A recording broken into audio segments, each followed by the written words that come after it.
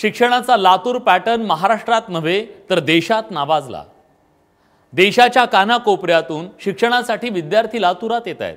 हळूहळू लातूर ही शिक्षणाची पंढरी आणि पुढे नावाजलेली बाजारपेठ बनली आहे।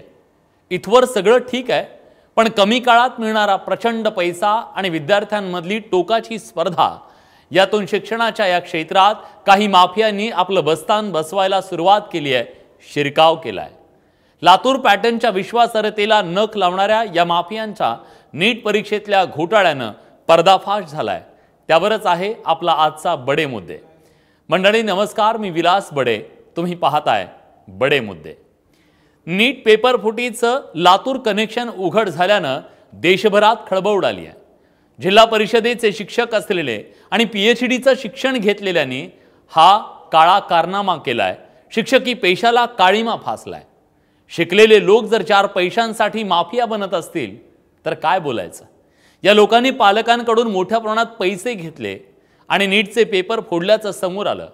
या प्रकरणी एटीएसनं 2 शिक्षकांसह 4 अटक केली आहे, तर काही पालक आणि विद्यार्थी सुद्धा एटीएसच्या रडारवर आले।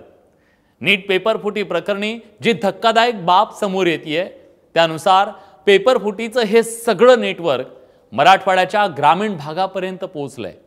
जिल्हा परिषदेचे काही शिक्षक या नेटवर्कमध्ये सब एजंट म्हणून काम करत होते।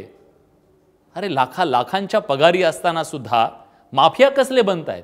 अत्यंत गोपनीय पद्धतीने हे सगळं नेटवर्क चालवलं जात होतं, पण आता त्यांचे सगळे कारनामे समोर येत आहेत आणि त्या सगळ्यांना गजाआड जावं लागणार आहे। लातूर जिल्ह्यात प्राथमिक शिक्षक असलेले संजय जाधव आणि जलील पठाण मराठवाड्यात नीट पेपर फुटीचं नेटवर्क तयार करत होते। धक्कादायक बाब म्हणजे या शिक्षक दुकलीनं मराठवाड्यातल्या विविध जिल्ह्यात आपले सब एजंट नेमले।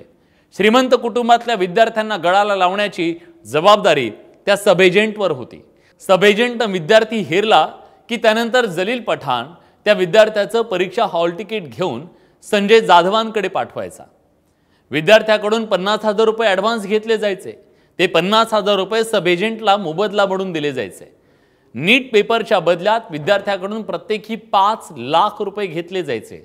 त्यापैकी 25% म्हणजे 1.25 लाख रुपये जाधव आणि पठाण आपल्याकडे ठेवायचे। उर्वरित 3,75,000 रुपये इरण्णा कोंडगलवार याच्याकडे दिले जायचे। त्यानंतर इरण्णा आपला हिस्सा ठेवून बाकीची सगळी रक्कम दिल्लीत बसलेला गंगाधर मुंडेकडे पाठवायचा। हा गंगाधर मुंडे या सगळ्या प्रकरणाचा मास्टरमाइंड असल्याचं आता समोर येत आहे। कोर्टानं संजय जाधवला 6 दिवसांची पोलीस कोठडी सुनावली आहे।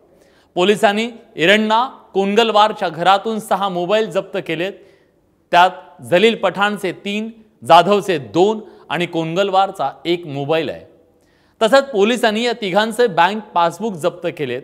आरोपींनी पेपर फुटीसाठी सांकेतिक भाषेचा वापर केला, त्यामुळे त्यांचे मोबाईल फोन आता तपासून त्यातली सगळी माहिती उलगडण्याचा प्रयत्न तपास यंत्रणांकडून केला जातोय। त्यामुळे डेटा फॉरेन्सिक लॅबमध्ये त्यांचे मोबाईल पाठवले गेलेत। या आरोपींनी केवळ नीटचा पेपर फोडलाय असं नाहीये, तर सरकारी नोकर भरतीचे अनेक पेपर फोडल्याचं तपासातून समोर येत आहे। नीट पेपर फुटी प्रकरणी संजय जाधव, जलील पठाण, इरण्णा कोंडगलवार आणि गंगाधर मुंडे यांच्या विरोधात आता गुन्हा दाखल करण्यात आलाय। तसंच जाधव आणि पठाण यांना रॅकेटमध्ये मदत करणाऱ्या पोलिसांनी त्या सगळ्यांची चौकशी करून ताब्यात घेतलाय। त्यामुळे आतापर्यंत या प्रकरणात एकूण 6 जणांचा संबंध उघडकीस आलाय। हे सगळं प्रकरण अगदी खोलवर जाऊन खणून काढणं गरजेचं आहे। या महाराष्ट्रातल्या शैक्षणिक विद्यार्थ्यांच्या दृष्टीने ते महत्त्वाचं आहे। ज्या शिक्षकांनी आपल्या मेहनतीतून लातूर पॅटर्न उभा केला, ज्याच्यासाठी खस्ता खाल्ल्या, त्याच पॅटर्नला काही शिक्षक नख लावण्याचा प्रयत्न करतायत, हे दुर्दैव आहे।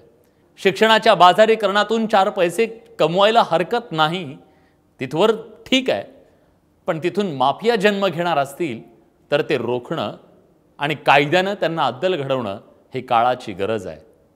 नाहीतर शिक्षणाचा बाजार आणि त्याही पलीकडे काहीतरी होऊ शकतं। बडे मुद्देमध्ये आज आपण इथेच थांबतोय। धन्यवाद।